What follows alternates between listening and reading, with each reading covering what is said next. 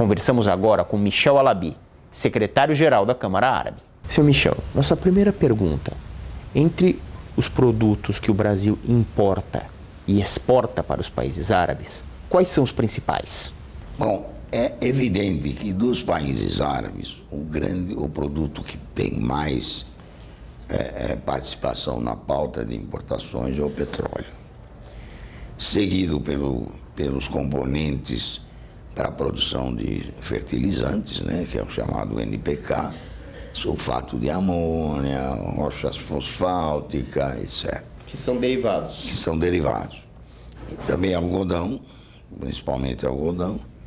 Temos especiarias, né, como cominho, por exemplo, azeite de oliva, azeitonas e produtos da gastronomia, né, principalmente árabe. Quer dizer, são esses o que eu destaco. Evidente, há carpetes, há toalhas de cama, mesa e banho, enfim. Hoje há já uma ideia um pouco melhor do que os árabes produzem, né? E o grande chamariz, sem dúvida, é o azeite de oliva e as tâmaras. Do lado brasileiro também, infelizmente, há uma concentração de produtos. Nós temos as carnes, tanto de boi quanto de frango, temos o açúcar, o café, o minério de ferro, a soja, o milho, enfim, quer dizer, esses produtos representam mais de 70% da pauta. E um dos trabalhos, diria eu, trabalhos chamados como desafios da Câmara, é tentar levar mais produtos manufaturados para os países árabes. Principalmente aqueles produtos que o Brasil tem maior competência, com materiais de construção, móveis de decoração, móveis de madeira, móveis em geral, MDF, de aço, etc. Cosméticos, por exemplo, autopeças, por exemplo. Enfim, quer dizer, nós temos uma pleiade de produtos que nós estamos trabalhando. Também devemos destacar que acompanhamos também as missões dos ministérios.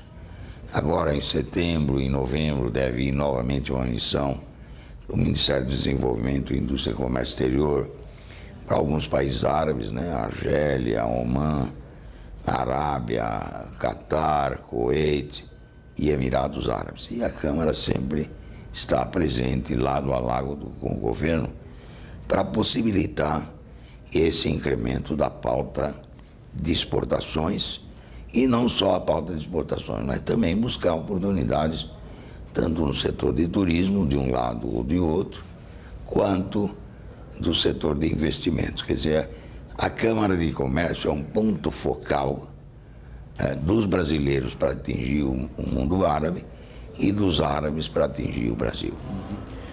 Por que o Brasil ele tem essa concentração em commodities? É que o Brasil é muito conhecido como um grande produtor de alimentos, né? E os árabes, por tradição, são grandes importadores de alimentos. Só para dar uma ideia, anualmente os árabes importam cerca de 70 bilhões de dólares em alimentos. E a participação brasileira está em torno de 11% a 12% desses 70%. Então há espaços ainda para crescer no setor de alimentos. Agora, eu não diria que é um lado negativo das nossas exportações. Por quê? Também alimentos ou commodities movem a nação, porque a agroindústria, a agropecuária representa muito no produto interno bruto nacional. O nosso desafio é aumentar o valor agregado, quer dizer, em vez de, por exemplo, exportar a carne in natura, quem sabe a gente exporta uma carne com marca, exemplo que a Austrália faz muito bem, o Uruguai faz, a Argentina faz. Que produto que o Brasil não vende para os países árabes que poderia ter boa aceitação lá? O empresário brasileiro tem que ser criativo, tem que ser mais flexível, tem que buscar nichos de mercado. Por exemplo, um dos nichos na área de alimentos que eu diria importante, é o orgânico, o alimento orgânico. É mais caro, mas é diferenciado. Agora, nós não podemos esperar de que o empresário vai uma vez e já volta com negócios. Por quê? Porque normalmente o empresário árabe, ele privilegia mais o relacionamento, a confiança, a amizade e depois fazer negócios. Agora, o empresário árabe é muito bem preparado, ele tem muita concorrência dentro do mercado dele, você tem concorrentes tão bons quanto o Brasil, como a Turquia, como a China, como a Índia, a Indonésia, a Malásia, os próprios países europeus, os Estados Unidos, enfim, todos estão lá disputando o mercado.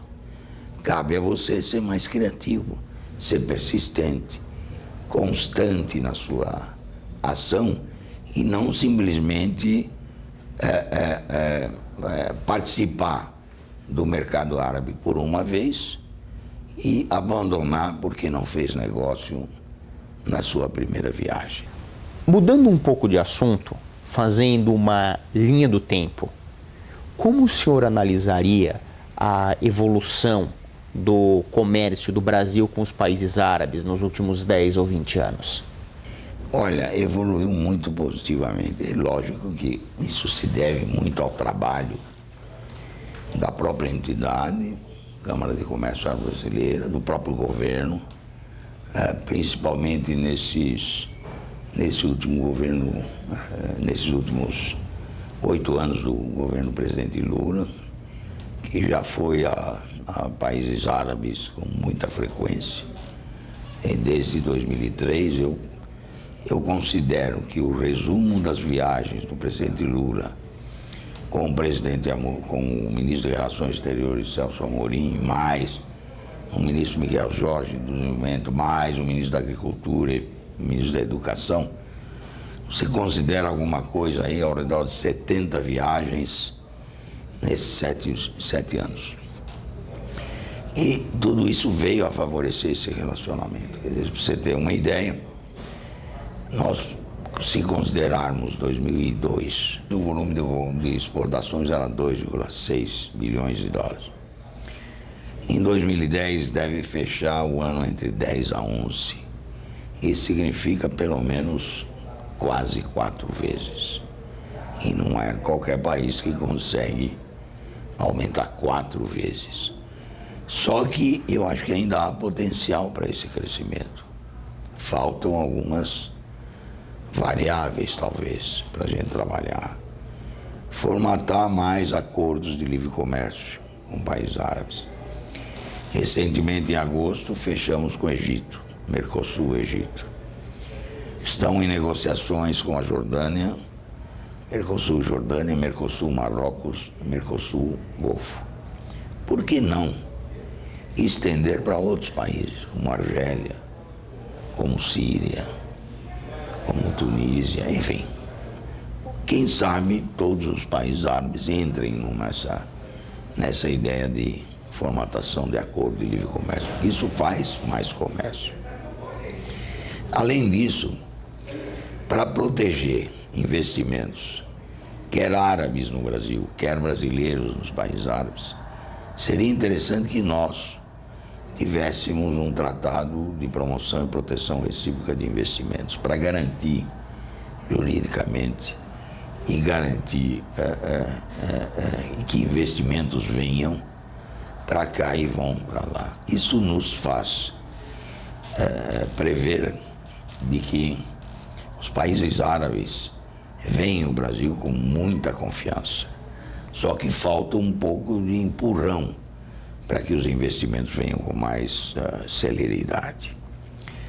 Além disso, formatar o tratado para evitar a bitributação do imposto de renda. O que quer dizer isso? Uma empresa árabe que tem uma parceria no Brasil, tem o lucro aqui, paga o imposto aqui. Na hora que ela distribui e vai para lá, para a sua matriz, ela lá vai pagar de novo. Então a ideia é que esse imposto pago aqui se permite que seja compensado lá. Isso é muito tradicional. Só a China tem 99 acordos com diversos países do mundo. Então seria um ponto que a gente deve trabalhar nesse sentido. Perfeito. Muito obrigado, senhor Michel. Tenho certeza que foi muito instrutivo para o nosso telespectador, para mim também.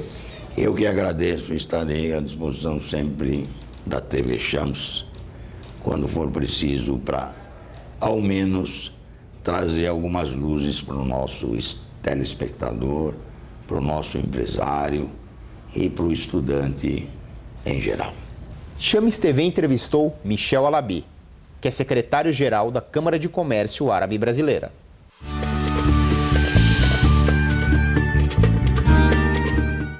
Champs TV tem um apoio cultural de Saraiva. Tem gente que quer um livro para relaxar, outros para trabalhar melhor. E tem gente que quer um livro e nem sabe disso ainda. Na Saraiva tem cultura, informação e diversão. Livros, CDs, DVDs e Blu-rays na mais completa rede de livrarias do país. São 100 lojas no Brasil inteiro e na sua casa. A Saraiva tem tudo o que você quer e muito mais. História, cultura, religião, gastronomia, negócios, festas e a contribuição para o Brasil. Saiba tudo o que acontece na comunidade árabe brasileira. Na revista Champs.